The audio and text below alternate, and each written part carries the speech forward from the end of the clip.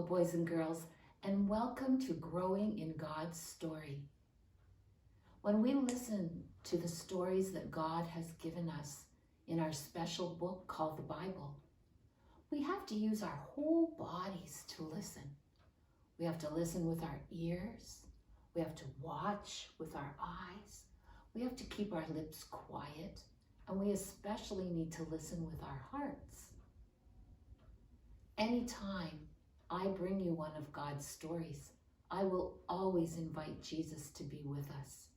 He promised us that whenever we gathered in his name, he would be right here with us. And so to remind us that he's with us, I will always light a candle because we know that Jesus was the light of the world. You'll know that I'm ready to start telling you one of the stories and God's words when you hear this bell. So let's get our bodies ready to hear God's story.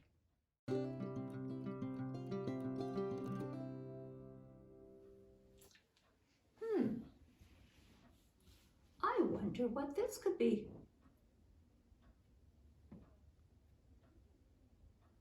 It does look like a broom. I wonder where you'd use a broom like this. Maybe you use it in your house to sweep up the crumbs off the floor. Maybe someone could use it outside to clean their sidewalk. Or maybe inside a barn to clean up after the animals. I'll leave it right here. Oh, I wonder what this could be.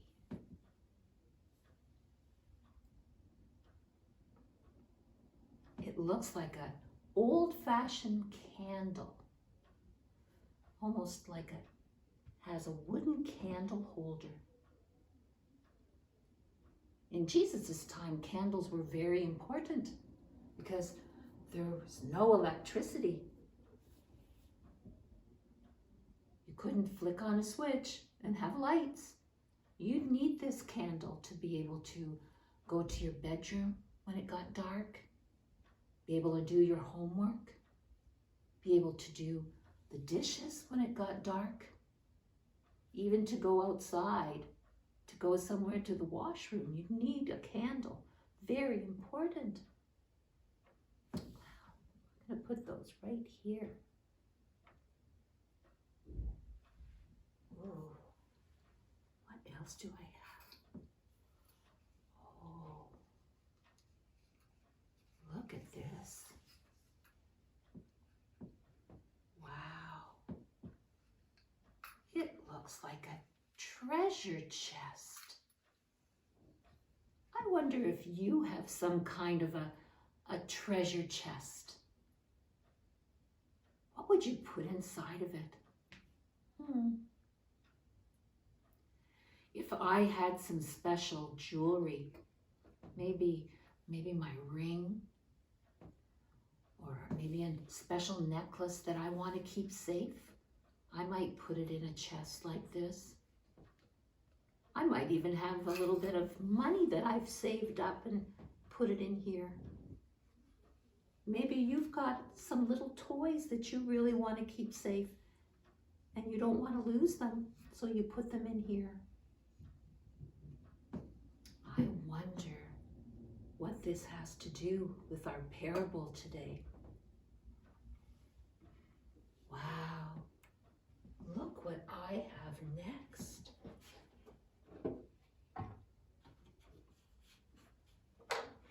I wonder what this place could be. It looks like someone's house. It doesn't look like they have a really big house. It looks like they just have enough room for some beds and maybe some place to eat and maybe some place to get their food ready.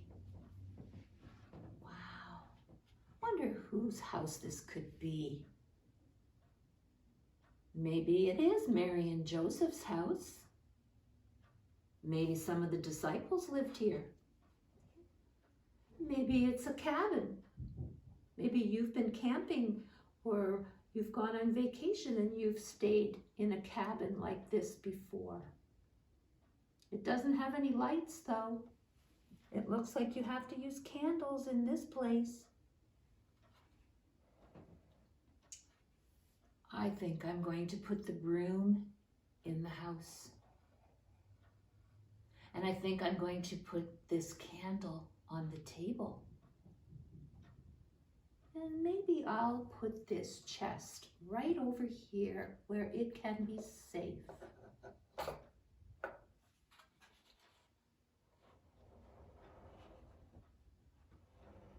I think I have everything I need to start this story. So let's get ready to listen to God's word.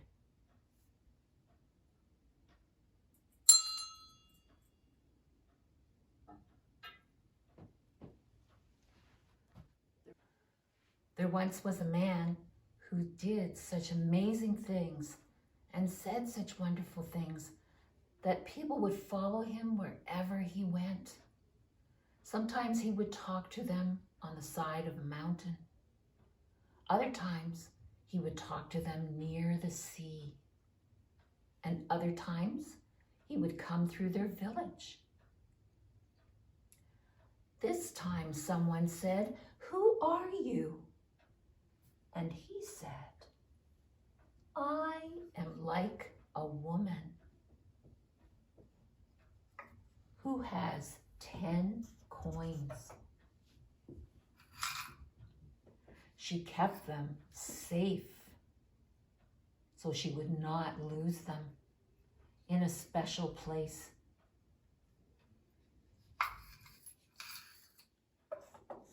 Her floors were made just out of dust, and so oftentimes she would have to sweep and clean.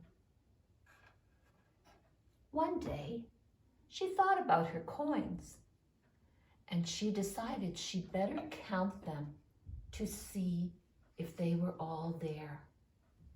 She took her chest, opened it up, and took out her coins, and she counted them one by one, making sure that all 10 were there. 1, 2,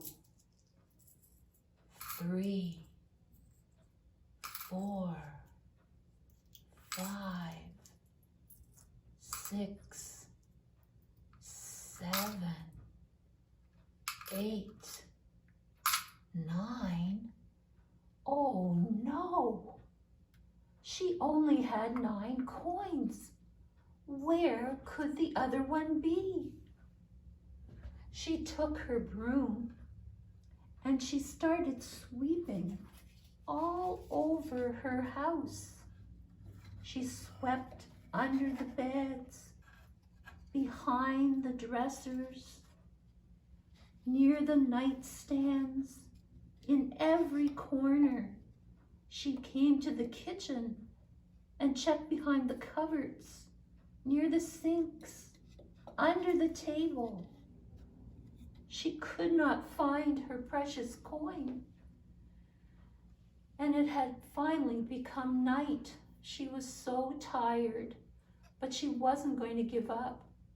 So she took her lantern and she started looking underneath everything with her lantern. Again, she went under the table, around the kitchen. She looked inside the cupboards, in the bedroom, everywhere in her house, but she could not find her precious coin. She almost gave up and thought, no, I must keep searching. And all of a sudden, the light from her candle shone about something. She couldn't believe her eyes. It was her lost coin. She was so excited. She started dancing and singing, "I found my coin, I found my coin." She called her neighbors over. "Come on over. Come, we're going to have a party." And so her neighbors came over and they all danced and they sang and they were rejoicing because the precious coin that was lost had now been found. Jesus said that whenever one of us has been lost and we're found again, the angels in heaven are dancing and celebrating. And boys and girls, that is the parable of the lost coin.